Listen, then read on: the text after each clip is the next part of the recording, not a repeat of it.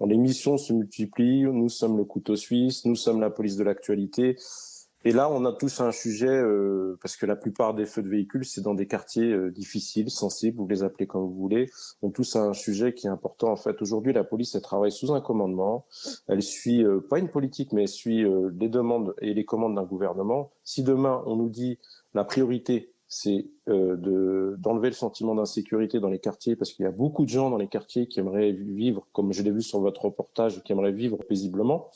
Mais si on nous dit demain, on fait de la prévention, fait de la dissuasion et de la répression dans ces quartiers, on le fera. Le problème, c'est qu'on nous emploie à tout. On est toujours sous une menace terroriste, on a des sécurisations de lieux de culte, on est utilisé pour tout.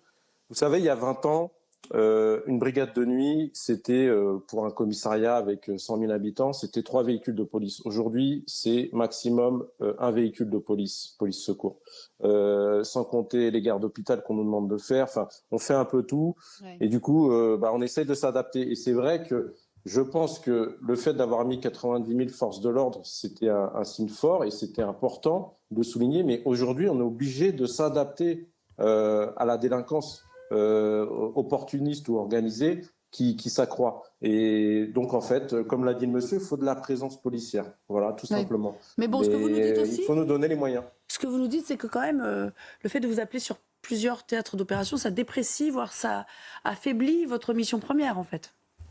Oui, Pour faire des exactement. choix. C'est-à-dire que exactement, je donne souvent l'exemple de Champigny-sur-Marne, parce que j'étais ancien secrétaire départemental du Val-de-Marne. Champigny-sur-Marne, quartier de reconquête républicaine. À la création, c'est 40 collègues. Aujourd'hui, ils sont à peine 18. Donc, c'est-à-dire qu'aujourd'hui, on peut se poser la question, est-ce que c'est une priorité? Sur place, en plus, on a des problématiques de management avec le chef de service.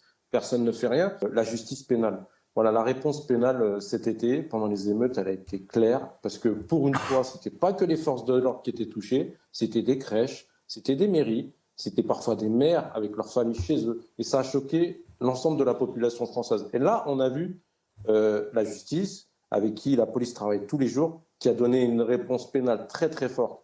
Et je pense que de manière pérenne, il faudrait que ce soit fait. Parce que c'est une des premières revendications de nos collègues. Le problème, c'est que si demain, vous remettez dehors ces jeunes-là, si demain aussi les parents ne les prennent pas en main, nous, on peut pas résoudre tous les problèmes de la société.